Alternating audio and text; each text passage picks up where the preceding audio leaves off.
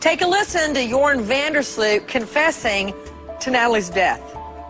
How do you know she's dead, Jorn? I just know.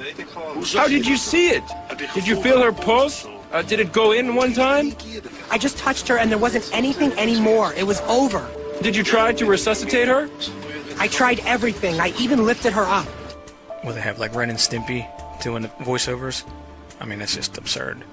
Anyway, Vandersloot is none other than Steve-O.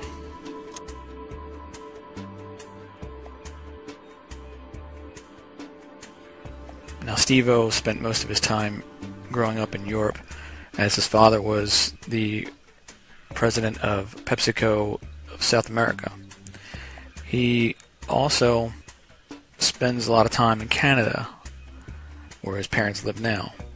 Now, the interesting thing about the PepsiCo connection is when I investigated the Gabrielle Giffords event, some of the doctors and also some of Loeffner's neighbors worked at PepsiCo. Now, of course, these were actors. We know that because Loeffner doesn't exist. So there's a PepsiCo connection right there. And the fact that his father is a president of that division, you know they have to know that their employees are taking part in these events. So they, of course, are doing so with their blessing. But back to Dave here. See, Dave, like I said, is no first-timer to this type of scam. Remember Susan Smith, the woman that drowned her kids by running her car into the lake? I want to say to my babies that your mama loves you so much, and your daddy and his whole families love you so much. And you guys have got to be strong. Hey, I mean, they've got people everywhere looking for them. I mean, you know, you can hear the helicopters are there, and but they haven't seen anything, and it's crazy. And it's been since 9 o'clock last night, you know, and I really thought that when it got daylight, they would find them just in a heartbeat. But all I'm doing is just praying and just. When you look carefully at her husband, guess who it is? Please, as law enforcement, don't shy away. Don't feel intimidated by the parents and hinder, you know, the investigation. Yeah, it's Dave. And don't forget who the lawyer was for this case. You got it. The same one that's the lawyer for the fictitious Loeffner, and the same one for the Unabomber, Lisa Fithian character, Medina Benjamin character. Fake. This whole thing's fake. So when you look at Susan Smith and you listen to how she speaks, she reminds you of anybody recently that had their kid abducted? I love you your mama loves you so much. And your daddy and his whole family loves you so much. Holly Bobo's mother. And look, Holly Bobo's father. Our daughter was taken from us yesterday morning about 8 o'clock from my house. Of course, it's Dave again. But now, Dave is wearing some makeup and he looks pretty good as his disguise. But here's the thing. They all have Facebook accounts that are accounts that are being created to support a fictitious person that they are acting as. And then they'll have another account that is a cover that in case somebody is onto them, it'll track back to this additional person. Just as we saw with the Giffords event, and we saw it with many of the individuals in that, we could track back to a second Facebook account. And then from there, it would be a dead end. But fortunately, I found the link to the Pima County Sheriff's. So when you see his fictitious friend or his fictitious name, and then you see who that person is friends with, it makes another connection. Because that connection is the Stephanie girl from the Occupied events with Topless. She got Topless, and she also was the pepper sprayed one. She also was in the G20 crowd. Her brother is also the Fort Hood shooter. Her other brother is the other one that played in the Nevada organic farm raid. So you see the connections that these people have. This isn't a look-alike situation here. We're talking about individuals that are repeating over and over again with the same group of friends in different costumes and outfits and makeup, posing as different people in different productions that are totally unrelated to one another, but the individuals are related.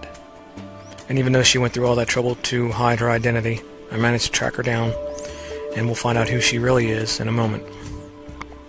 So again, this is not and has never been a case of lookalikes. These people all have very close ties. So let's go back to the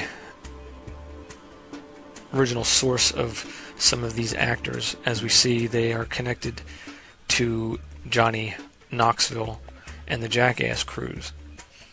We see that they were picked up by Bravo, the network Bravo, and you see a lot of the new shows that Johnny is being part of, and of course we see him as his new show as Zoe's assistant, Brad the Stylist. So I went back and I looked at some of the individuals that I was uncovering and found another startling link between the characters on these shows and of course people that are on Occupied and acting as political activists. So was the Jackass crew involved in the Gabrielle Giffords event? Were they there during those times? Yeah, they were.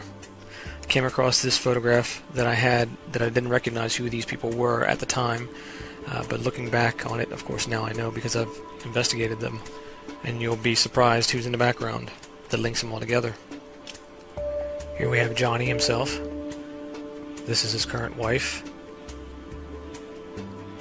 This is his daughter, whom you might recognize later on. This is Spike Jonze, one of the original directors of Jackass. And in the background, the most important figure on here, Michael Greenberg, aka Dallas Green. So while we have Johnny up here, I want to talk about a few of his latest productions so we can expose them while we're at it.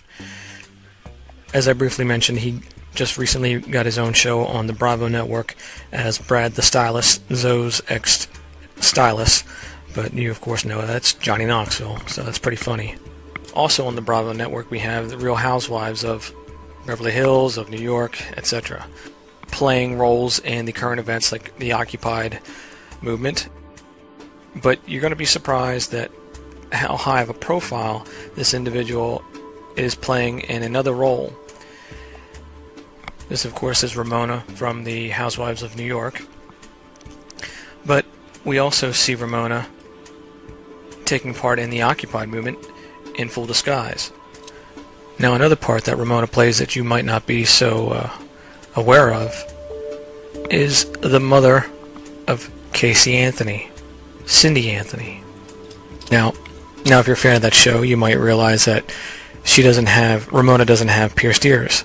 So you'll notice on the mother of Anthony they use a prosthetic which is common to reshape the lobe. It's a little piece that attaches to the bottom of the lobe, and they can then have pierced earrings. They can do that with the top of the ear too, but they didn't do it on this one. They just did the bottom lobe.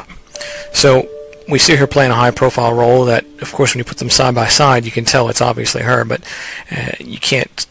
you wouldn't put two and two together when they're just up on the screen separately. Even if the shows were back-to-back, you wouldn't even really think about it. So when I started matching up these individuals to multiple roles in like the same network or the same group of individuals being used over and over again, of course I went then back to the Housewives and picked out a few more that I think will shock you a little bit. If we look at the Millionaire Matchmaker, the character that plays Debbie Stanger, and we look at Kyle from the Real Housewives of Beverly Hills, they are, in fact, the same individual. And the best way you can actually really see it is when they're walking away from the camera with their backs towards the camera. You can really see that it's absolutely her. She just wears different makeup, different hairstyle, puts on a little bit of the accent, wears thick makeup on the Millionaire Matchmaker. So you'll be able to see that it's absolutely her. So why do the Real Housewives of Beverly Hills or New York really matter when we're talking about much bigger individuals that are playing parts in the media and in our government that are actors? Well, it's because that these individuals are still taking part in the undermining of your sense of reality. They're convincing you of a false state of realism that people use and they base their lives on, when in fact this is not. This is scripted acting. So they're contributing to basically the numbing or the dumbing down of the society by their reality shows. So I'll just quickly go through the rest of these, and you'll see how they connect together to this family and what we're talking about. Lisa Vanderpump, Beverly Hills Housewives. Get it? Vanderpump? Jacqueline Smith, clothing designer, Kmart. Taylor Armstrong, Beverly Hills Housewives, is Emily. Kim Zolciak, Atlanta Housewives, is Adrienne Maloof. And actually, this is who she really is. Nene's business partner is none other than one of the originators of Jackass, Jeff Tremaine.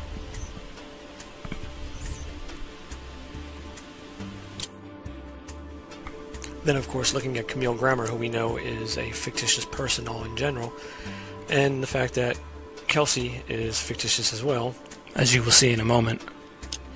We see by their supposed son and daughter, who the daughter is, of course, Emily's daughter, Ricky, and the son is Dave England's son, Chiron. Now, another individual that's from the Beverly Hills Wives is the new character that is now Kyle's sister's boyfriend. This individual, he is actually played a role in a 9/11 event, along with some of the Greenberg family members in the same special.